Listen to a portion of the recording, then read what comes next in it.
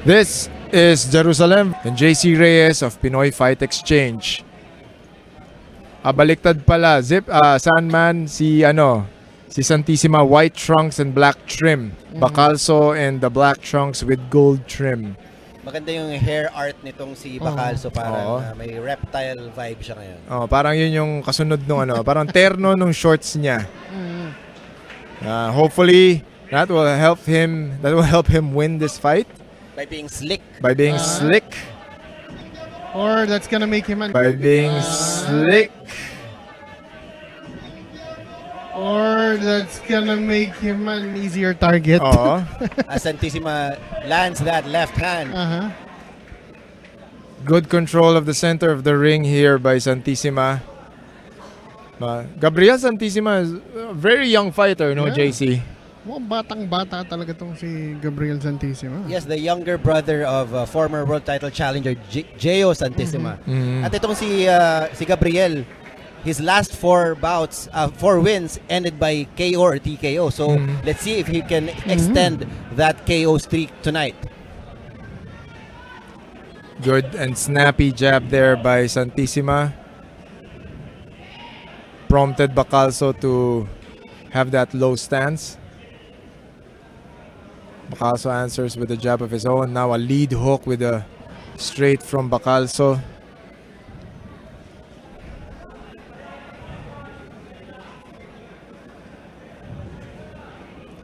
Both fighters now are trying to find the range. Santissima landed a very clean left straight kanina as he covers up. Good jab there by Santissima.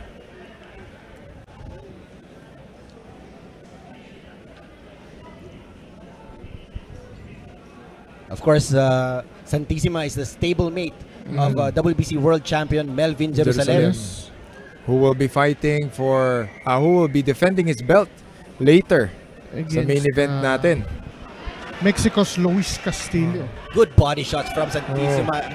Nasty left hook there by Santissima.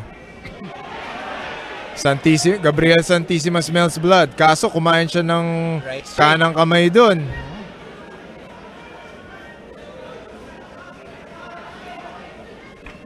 Si Bacalso may gigil talagang bumato ng suntok Medyo a lot of loading up sa part ni ganda nun.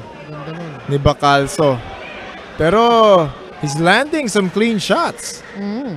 Medyo maganda yung mga bato ng suntok, maganda yung timing. Yes. Final 10 seconds of this round. Santissima is doing some counter punching. And the good thing about Santissima is that he's mixing up his punches to the body. Medyo committed siya dun sa body shots niya. Let's see kung mag-repay ng dividend. JC, when you talk about yung gigil, pero maganda yung pag-land ng bato ni Bacalso. Ano pa yung mga nakikita mong medyo going towards Bacalso's way in terms of the exchanges? As Santissima lands that left hand.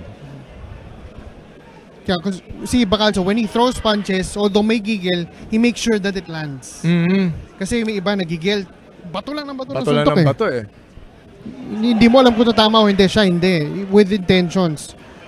Double jab and an uppercut there by Santissima. Yan, tulad ng sinabi ni JC, nag-aabang ng magandang timing tong si Bacalso as he unleashed a 3-punch combination. Now he goes back to that jab. Kaso kumain din siya ng jab on his way out from Santissima. Beautiful stiff jab coming from Santissima. Caught Bacalso's attention definitely. Good right hand from Santissima. Ooh, that was a beautiful hand from Santissima. Ooh, that was a beautiful uppercut by Santissima, prompting Bacalso to really get inside and go for a clinch. Kaso Santissima wasn't allowing him to do that. A little bit of holding on the head there by Bacalso, trying to buy time. However, kumain na naman siya ng dalawang hook sa muka. Maganda yung timing ni Gabriel doon. He saw that left hand was down. He snuck in that right hook. Good left hand again from Santissima. Kaya na pa pumapasok yung hook straight na yun. Medyo mababa din kasi yung depensa nito ni Bacalso. He's starting to get a little careless. Then after he throws the straight, if Bacalso leans forward, nag-set up na ng uppercut si Gabriel dun. Let's see kung makukuha niya yung, if he can get the same timing. Good right hand from Gabriel goodness. Santissima. If he can get the same timing. Good right hand from Gabriel goodness. Santissima. If he can get the same timing. Good right from Gabriel Santissima. Perfectly timed. Never hook with a hooker, baby. Beautiful. That was. Yun pare. Teka lang. How many check hooks have we seen tonight, John? And that is it, ladies and gentlemen. The referee has seen enough. Bacalso looks shocked. As we are. Yes, we are.